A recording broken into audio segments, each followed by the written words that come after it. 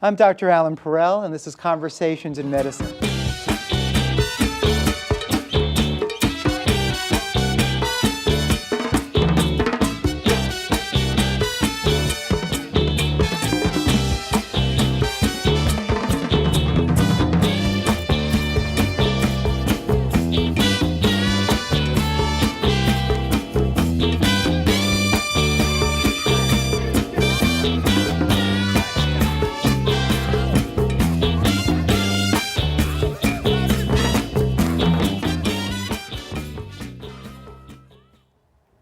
I'm Dr. Allan Perel, and this is Conversations in Medicine. This program brings cutting-edge medical topics to the Staten Island and tri-state community. Tonight, we're going to do something different. We're going to talk about the first year of college. I've had the privilege of being the father of twins who have just graduated or finished the first year of college. One at NYU, and my son Evan, who just finished the first year from Pace. I think they all wish they graduated already.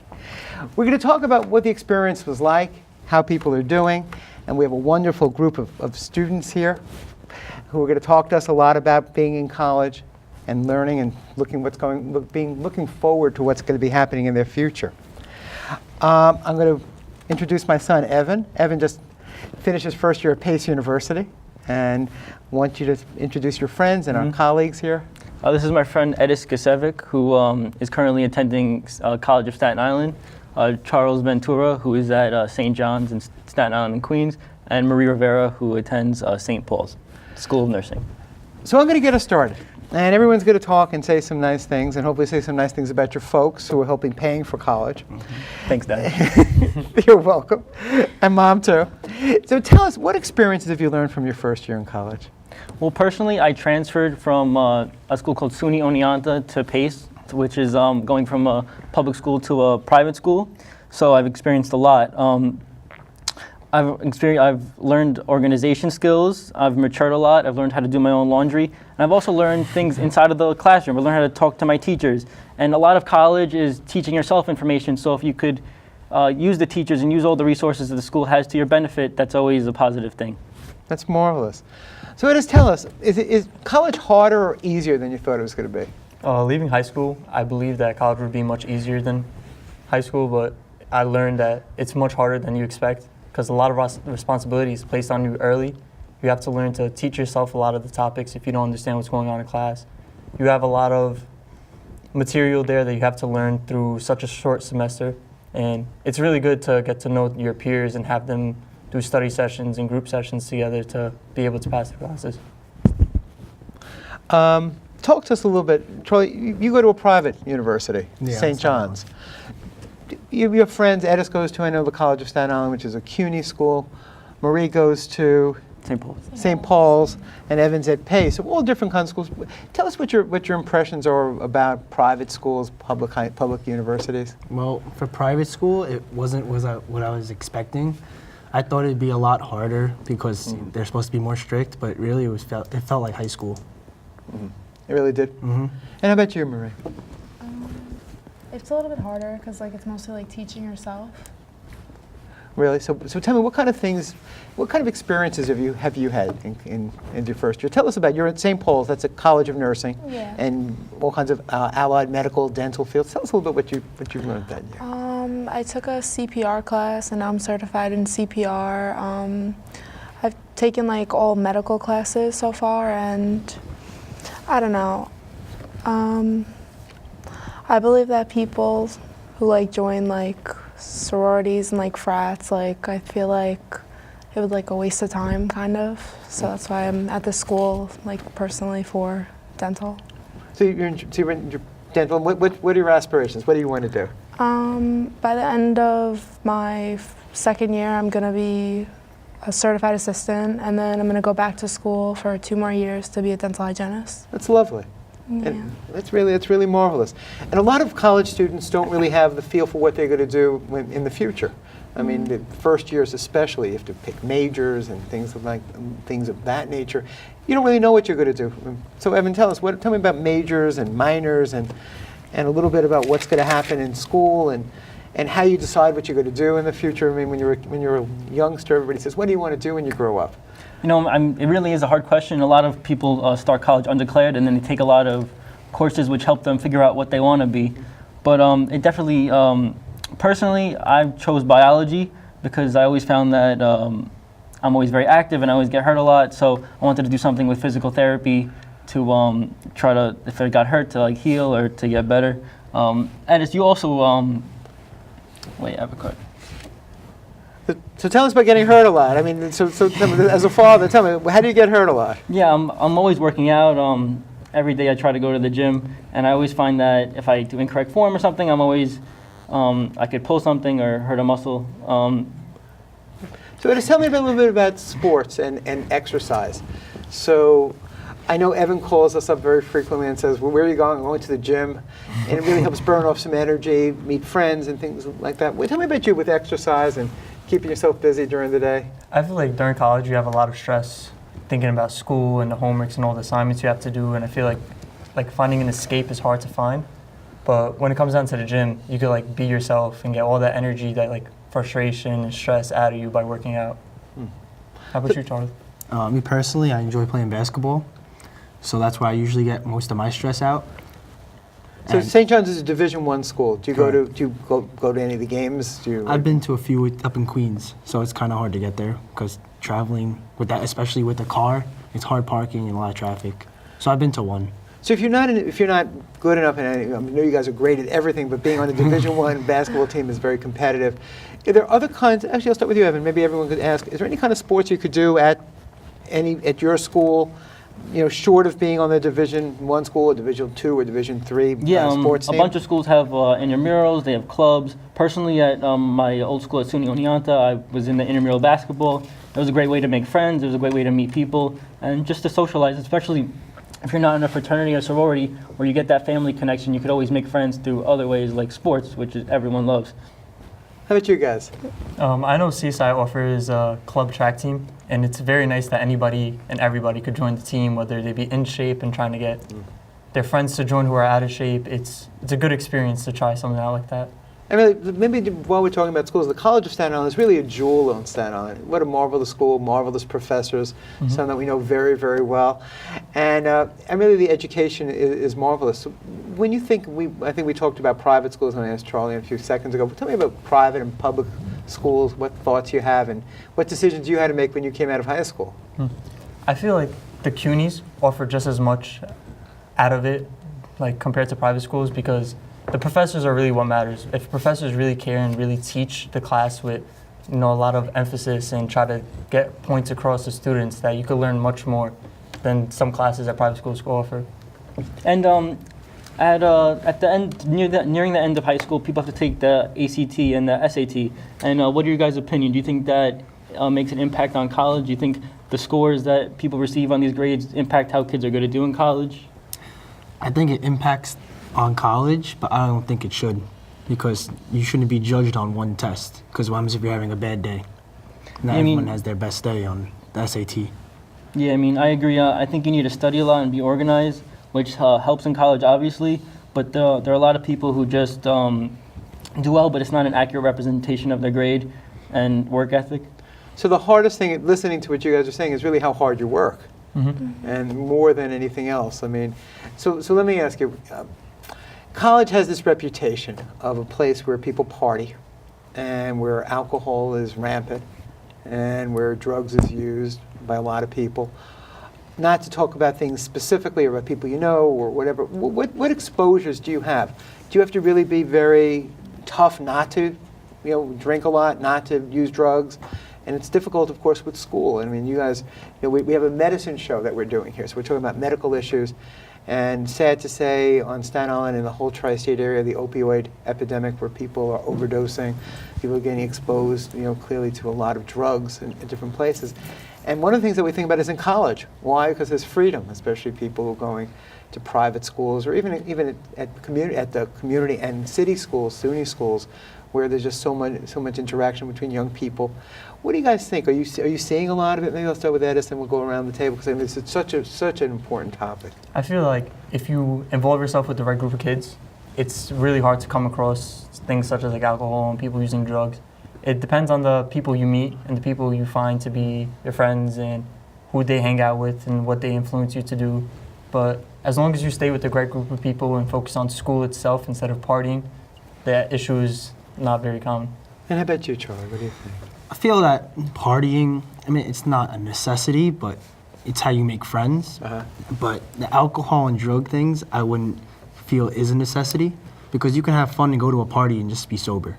I mean, what do you think as a young Yeah. lady? I don't know. I think it's about like the company you keep.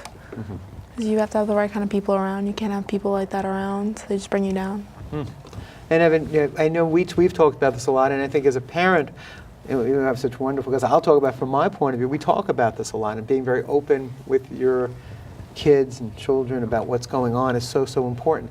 And I think when you start talking about athletics, it's not that it's impossible to drink or to do drugs while you're doing athletics, but the idea that most of you who work out so much and really stress so much your academics and athletics, at least it veers you in a direction away from doing drugs and drinking and not going to school and things Were like there that. alcohol and drugs around when you were growing up and when you were in college? There was. There always will be, and there always was, there always is, there always will be. And the whole idea is really having a goal. And if your goal is just to have a good time and not know what you're doing, not have any focus for those few years, you fall into those habits. The problem also happens is that people who do that never graduate. And I think, and I'll actually ask you guys, are you feeling that you're on track to graduate in 2 years or 4 years? Are you looking, a majority of students don't even go graduate in 40 years anymore. They take 5, 6, 7 years, and that's where I think sometimes they get in trouble. Sometimes they have to because of jobs and other responsibilities.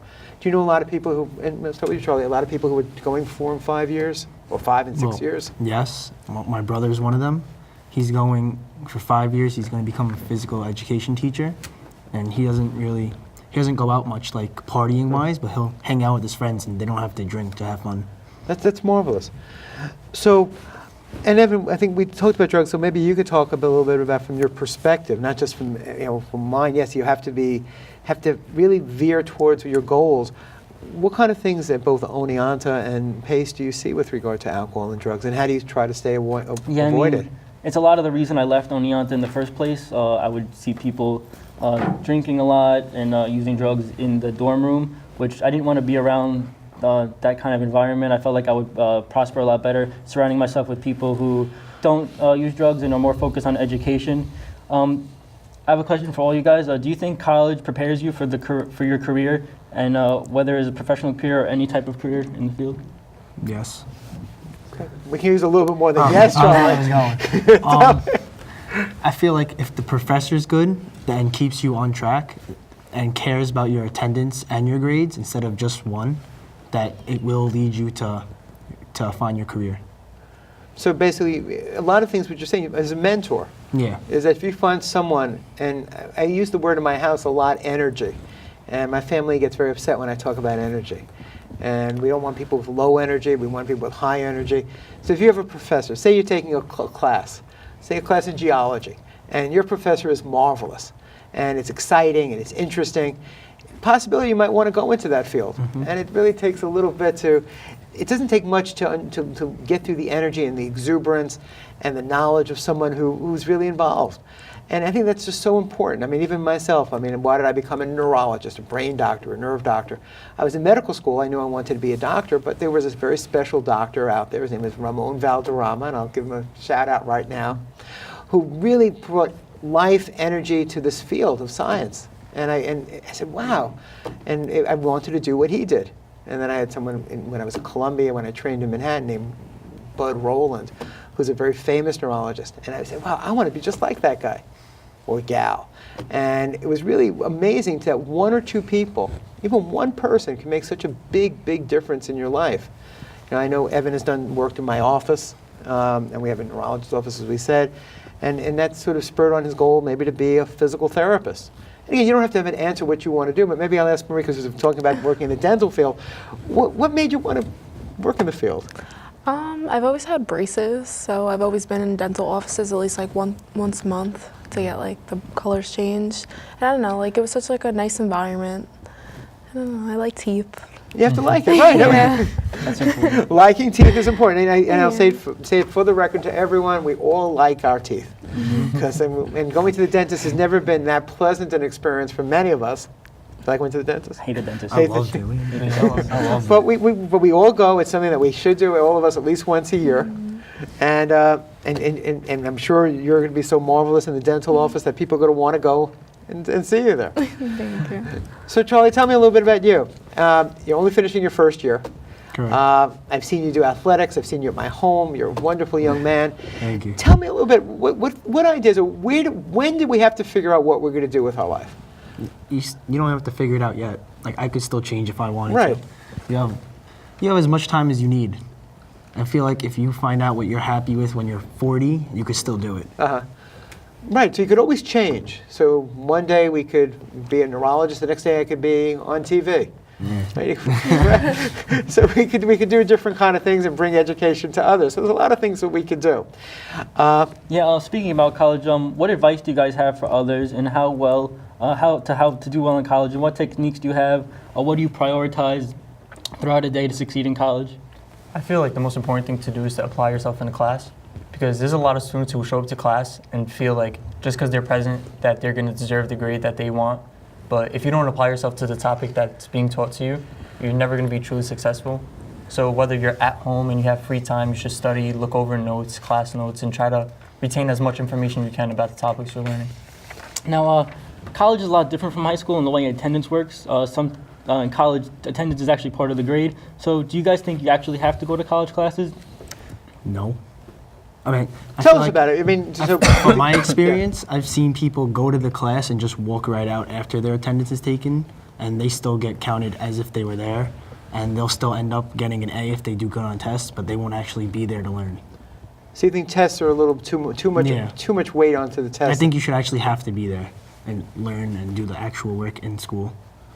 And Marie, I'm sure if you don't show up, someone's going to be upset. Yeah, my school is it's an accelerated program for 2 years. So if I don't show up, and there's a certain amount of days that if you don't show up, you can get kicked out of the program. So for me, you have to be there every day. And now my new professors for this mod, they give us tests every day, so it counts as something. So it counts as classwork and it counts as a test grade if you don't show up. So then you could fail just for missing a couple days. And I even think on an educational standpoint, teachers normally emphasize the most important lessons in class. So for tests, I think it's beneficial to show up to class, because normally things that the teacher mentioned in class are going to be on the test. And it's always back to the test. But and let me ask you something that we didn't even talk about beforehand. I think one of the major things that I loved about college was being able to meet professors and teachers from all walks of life. I could be in a class where someone would talk about Shakespeare. Even if I didn't want to read Shakespeare many times, but at least I would learn about Shakespeare. I wanted to do certain sciences, math. There's actually a famous professor who I knew who went to volcanoes. And just went with students, and they explored volcanoes. So there's a lot of different things that you could do. Tell me about your exposure. And Ed, maybe start. Do you try to expose yourself? I know there's a curriculum and there's certain things you have to take. But are you looking to broaden that, or just be really focused on what you want to do? I feel like I've taken professors from my prerequisite classes. Like, I've taken biology, I've taken psychology. And although I'm a business major, I found interest in the psychology class because my professor is so passionate about her topic, and she puts so much effort into trying to teach you all these interesting things. And it's almost convincing telling you to you should try this instead of going to the major you're in. And I feel like if teachers really apply themselves into teaching these topics and really try to get the kids interested, it could really decide what they want to do in the future. How about you? What do you think, guys? I agree with that. I feel like teachers have the most impact because someone's parents, they pay for everything, they help out trying to help you figure out what you want to do, but it matters what happens in the classroom or at work, wherever a mentor is at. And like you said before, energy is very important, and if a teacher comes into a class and brings a lot of energy to the lesson, that obviously makes the student more engaged. And also the type of work they give, if they give work that's easy and almost fun to do and interactive, I feel like students will be more engaged and like the class even more. I think we said it in different ways before, but I'm going to go around the table. Do you think it's harder or easier than you thought it was going to be? I thought it was about what I expected. I just know you have to be more organized and on top of your work, because in high school, if you don't stay on top of your work, teachers will almost hint to you, oh, but you have to do this, you have to do that. In college, people don't really care as much, and the homework just kind of starts building up. So if you don't do work, then you'd be stuck one night with 5 tests and 5 papers, like a lot of stuff to do for the next day. So you kind of have to plan it out, but if you plan it out correctly, it's not that hard. I know you went to the College of Staten Island High School, so it sort of sounds like a crazy thing, College of Staten Island, but there is a high school. It's near the mall, wonderful school, and you had a wonderful principal, Mr. Canali. Do you think that your school, and we'll ask, really prepared you for college? Do you think most high schools do? And everyone's gone to different schools. And you'll tell us which high school you went to in a sec.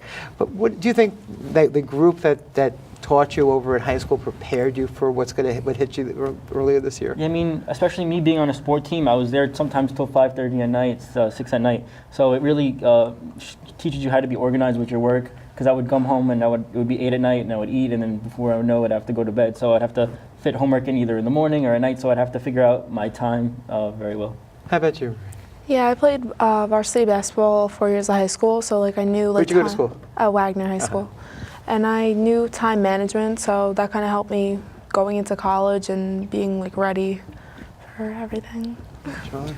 I went to Wagner, and I think it did help me in a sense because I stayed home for college, but I feel like if I went away, no really high school can prepare you for that. How about you, Edison? Me and Evan both went to the College of Staten Island High School for international studies, and we both participated on the varsity basketball team. But I also partook in like the varsity track team, and most of the time throughout school, it's like whatever free period you had, you would try to finish your work. And most teachers would stay on top of you and remind you that in college they're not going to be there to remind you to do your homework, that you have to mature. And I feel like they taught us a valuable lesson with making us responsible for our work, making you responsible for if you missed a homework or if you missed a test, like you can't make it up. It's all on you. Yeah, something specific that my College of Staten Island High School had is that we had a no homework policy. So after a day, if you didn't do the homework, then it automatically counts as a 0. So it motivated the kids that got them to actually do the homework on time. So let me ask you a more difficult question. In college, in your experience, have you seen people coming from other high schools that maybe weren't as well prepared as you guys were? Yes, I found that to be like a common issue. For kids who went to really big like public schools where it was like 4,000 kids, that they believe it was going to be just as easy as walking into class and getting the grade they want. It's like kids who went to more strict private schools, like let's say, where they were given a lot of work and forced to do and learn things in other ways. Mm-hmm. It kind of influenced those kids to be more prosperous in college. Charlie, do you think any difference between the different high schools? That I mean, you see that you're at St. John's.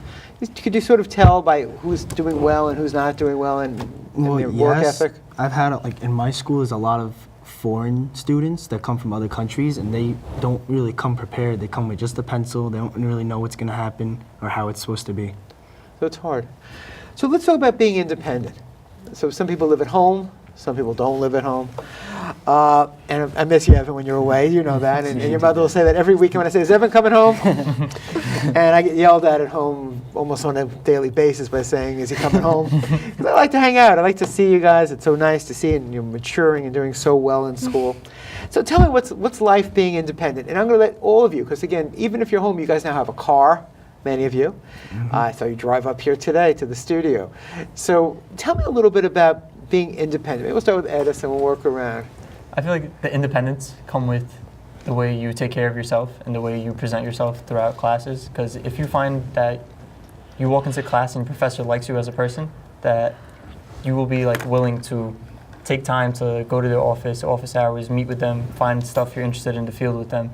And then when you come home, you research into those topics. And it's like you want to mature much faster when you go to college than you do in high school. Chuck, what about being independent for you? I agree with Edis because I feel like in college you have to build relationships with your professors, and that shows you to build relationships with other people in general. And in high school you don't really have to, you could have just sat in the back and just been on your phone and you'll still pass the class. Marie, what about being independent? Because now you're on a faster track than anybody. Yeah. So you're independent. No one's going to tell you to go to school. If you don't go to class, they get upset. You know, you're very much focused on what you're doing. So tell me about being independent. I don't know if you live at home or not, but yeah, I live at home. I work 4 days a week. I go to school 4 days a week throughout summer too, 9 to 2:30, and it's kind of hard to deal with all of this at the same time, but like, You do it. It's a Yeah. juggling act, and we get through it.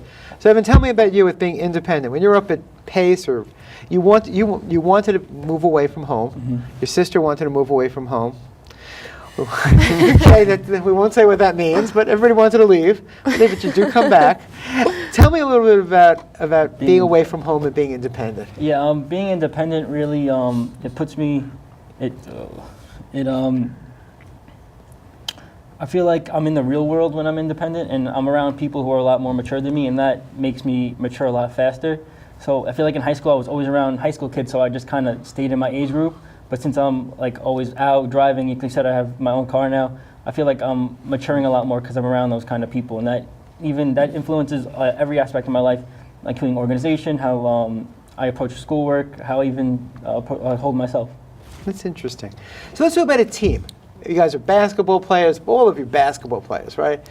You know, CSI, you were the point guard, right? Starting point guard, so you had to dish the ball out.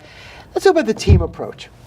All of you have been on teams, all of you are friends and are teams and helpful for each other. I see you guys here so often at my home. And when you talk about a team approach, tell me what you think about it. I mean, if you're at college, there's an advisor, there are teachers, there are friends. Tell me how the team approach works at us, and do you think it's important? I feel like it's very important that you meet with the right group of people, and you always meet with your advisors to check up if you're doing well with your credits, making sure you're getting all the stuff done you need to be on pace to graduate. And I feel like making friends in the school and making study groups throughout each class you have is probably the most important thing, because if you have people around you who push you to study, push you to be smart, and push you to, do well in class, it's all you really need. Tell me a little bit about you with your advisor, say Charlie. I agreed with Edis because I feel like it's not even just the right people that you have to work with. You have to work with the wrong people too, because in life, like for you probably work with different people all the time as a doctor. So I feel like you have to be able to work with everyone. What I'm going to do in our last minute, I'm going to let you say anything you like, and this is what I want you to say. I want you to think about anybody you want to thank, at home or abroad. Mothers, fathers, grandparents, whoever you want to. This is your opportunity. And I want you to say, is there one person that's influenced your life, say from a high school teacher or high school something? Because some of them are going to be watching you today. You guys are all Staten Islanders. And we want to go quick. So Edis, I'll let you go first. I really want to thank my mom, because she's been the role model throughout my life, being a single mother and forcing me to do all my work and always being top of me. It really influenced me to mature quick and approach everything with an adult manner. How about you, Charlie? I would like to thank both my parents and my grandmother. And my father's really influenced me because he's worked 5 to 7 job, and he'll still always show up at all my baseball or basketball games. That's beautiful. Marie? I'd like to thank both my parents for giving me the world and more. Bought me a car as soon as I got my license. They've always been to all my games, even if I didn't play. I'd like to thank my dad for having all my friends on the show. They're all finally famous. I also am very thankful for my sister, my twin sister, Jackie, my mom, yeah. and my grandma, who have all been so meaningful to me. And your brother Harrison, Of course, right? yeah. So I got to mention everybody. everyone, yep. And I'm going to mention everyone. And I want to say that I'm happy and thankful that you guys did this show. And you taught us a lot about college. And that you see that everybody could do well. So if you work hard, have the energy, get focused, you could do great in college. And you guys are all examples of it. And I hope you'll come back to me next year and we'll talk about how we did after our second year of post-high school work. So thank you all, and a pleasure. Thank you for joining us tonight, and thank you guys for being with us. Thank you for having me.